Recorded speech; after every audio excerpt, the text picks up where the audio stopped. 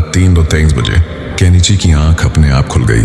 कमरे की दीवारों पर निंजा के खून से बने निशान थे। घड़ी फिर रुकी हुई थी, 3:33, और इस बार घंटी की आवाज नहीं आई बल्कि सांस लेने की आवाज।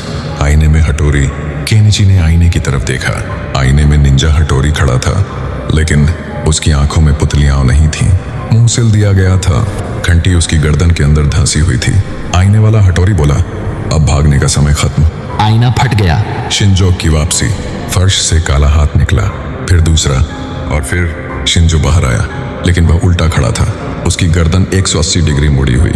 भैया, अब मेरी ट्रेनिंग पूरी हो गई। उसके कदम पड़ते ही फर्श पर चेहरे उभरने लगे। शिशिमारू का भूत। दरवाजा अपने आप खुला। शिशिमारू आया, लेकिन उसका आधा शरीर धुएं में बदल चुका था। वह भौंका नहीं, उसके मुंह से बस यही निकला, मत बचाओ। उसकी आंखों से काले कीड़े गिरने लगे। यूमेको का खेल। यूमेको झूले पर बैठी थी। झूला बिना हिले चल रहा था। उसने हंसते हुए कहा, छुपा छुपी खेलेंगे? जो मिला वो जिंदा नहीं रहेगा। झूले की रस्सियां सांपों में बदल गईं। हमारा कंठ श्राप अंधेरे से हमारा निकली। उसका चेहरा 2 हिस्सों में बंटा था, एक तरफ बच्चे, दूसरी तरफ हड्डियां। मैं श्राप हूं, उसने कहा। जिस दिन निंजा ने डर महसूस किया, उसी दिन मैं पैदा हुई।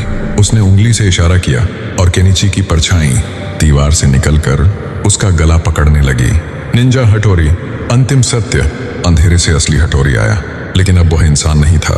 उसका शरीर टांकों से जुड़ा था। घंटी दिल की जगह धड़क रही थी। निंजा कभी मरते नहीं, उसने कहा, वो श्राप बन जाते हैं। उसने केनिची के कान में फुसफुसाया, अब तू मेरी जगह लेगा। अंत या शुरुआत? सुबह घर खाली था। केनिची कहीं नहीं मिला, बस उसकी डायरी मिली। अगर तुम यह पढ़ रहे हो तो अगला निंजा तुम हो। और रात 3:33 बजे आज भी किसी न किसी घर में निंजा घंटी नहीं बजती, धड़कती है।